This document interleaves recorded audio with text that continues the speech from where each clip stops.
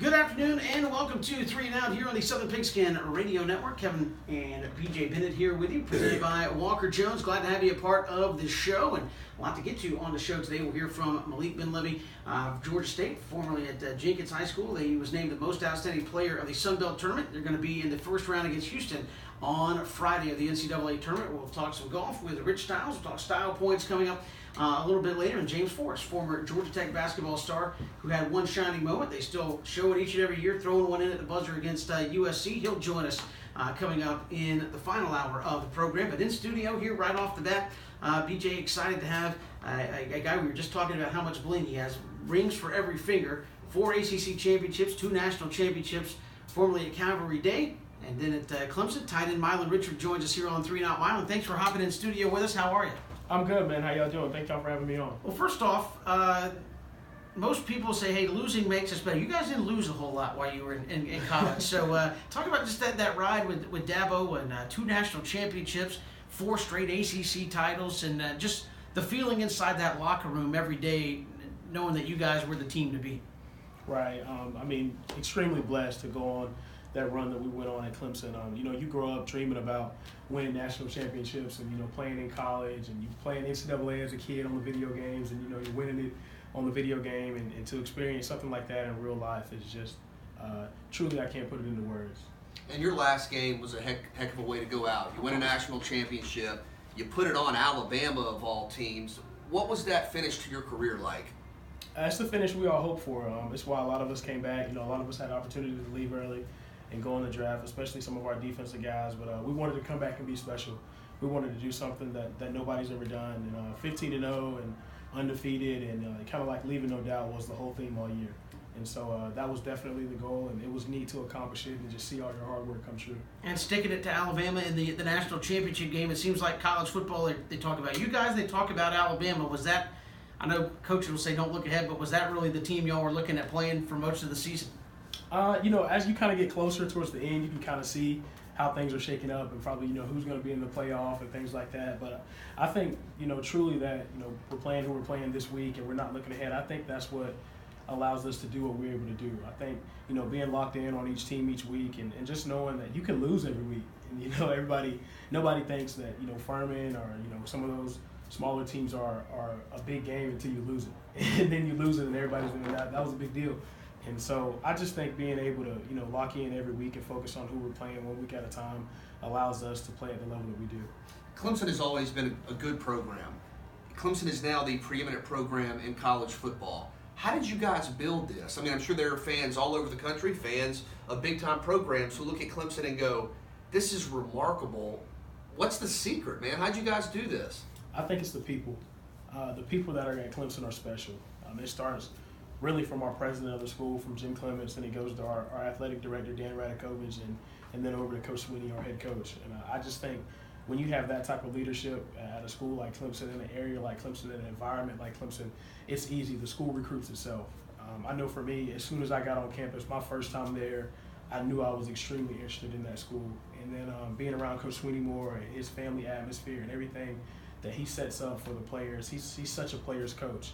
And so I think him being a player's coach and just the environment in Clemson and everything that Clemson offers a student athlete is something that's hard to say no to. All right, obviously Clemson, a great environment, 80, 90,000 people there in Death Valley. Your own BJ, he almost got arrested for getting too close to Howard's Rock. What is that feeling? What is that feeling? What is that feeling like though when you come into the stadium, you slap the rock and you run down the hill into the arena, into the stadium that only a handful of folks get to do? Right. It's mind blowing. I remember the first time I did it, nobody was in the stadium. I was on a recruiting visit. My parents were with me, and it was kind of cool. Okay, like you're on this hill, and then we drive around for game day, and it's like this isn't what it looked like when I was up here last time. And so, but it brings chills to your body, for sure. We could be in there at night, and like you said, 89, 90,000 people in there, fireworks are going off, balloons everywhere. It's like a big party, and you're kind of the reason that everybody's there. And so it's definitely exciting, and it definitely gets you ready to play if you're not already. You've mentioned Coach a couple of times. I think a lot of us in the media find him to be a refreshing, engaging, funny person. We've told a story where we called him one time for an interview and he picked up, like he was working at a pizza restaurant, and you just don't see that a lot. What's he like behind the scenes, Coach Sweeney? Exactly what y'all see on TV. And I tell everybody that asks me that question, man, exactly what you see is what you get.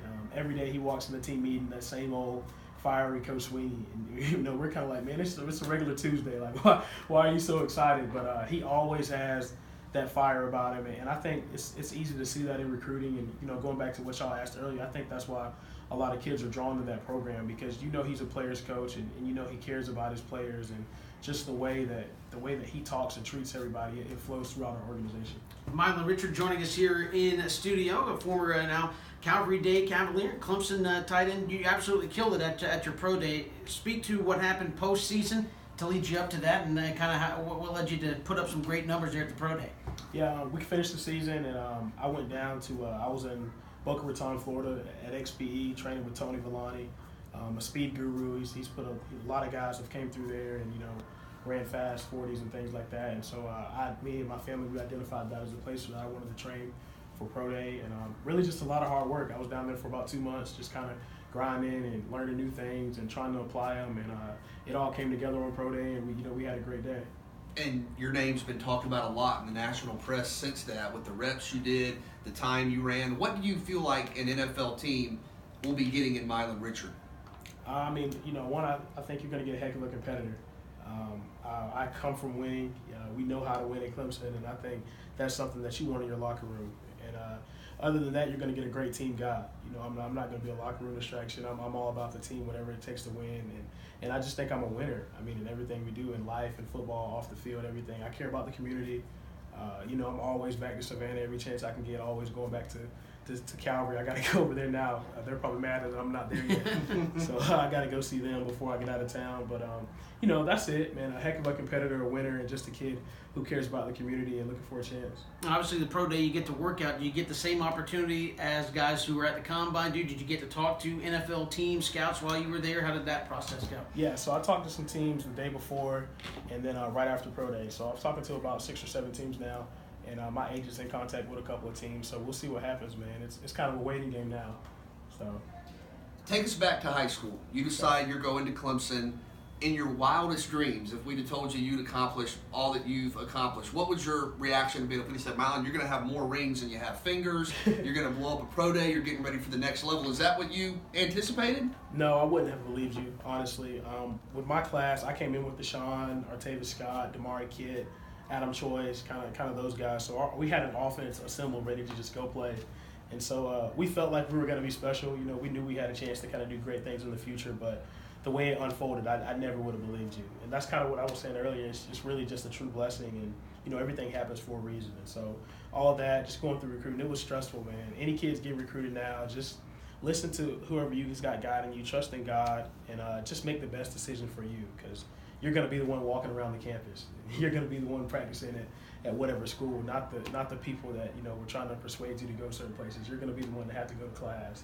You're going to be the one going to study hall, not everybody else. So somebody told me that when I was coming out, and it made a lot of sense to me, and that's kind of how I tried to put myself through my recruiting process. I would say, how hard is that to set aside? Obviously, you had guys at Calvary go sign major scholarships this year, and obviously everybody around you has a place where they would like for you to go or want you to go, and tell you. How easy is that, though, to set aside and just say, hey, I appreciate that, but this is what I want to do?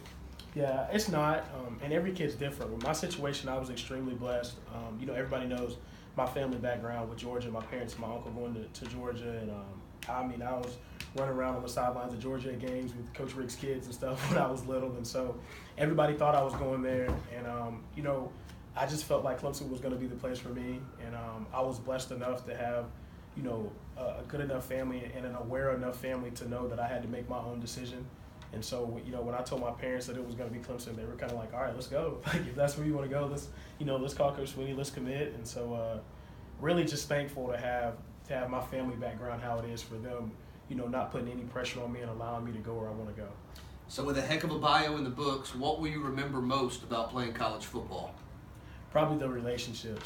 Everybody always asks me that too, and they think it's going to be a stadium, or they think it's going to be a game, or the rings and the national championship and all of that, and all that stuff's cool. But just the relationship. To be able to walk into a locker room where you know anybody and then leave and your brothers with 100+ guys is something that you can't take away. I can go on my phone and call a number of those guys right now, and they'd be here right now if I needed something. And so I think I think that's the most special part about the whole thing. Just being able to accomplish something special, something that's never been done with a group of guys, and you know you're going to be brothers and friends forever. I was just saying, there's a lot of those guys in the National Football League already.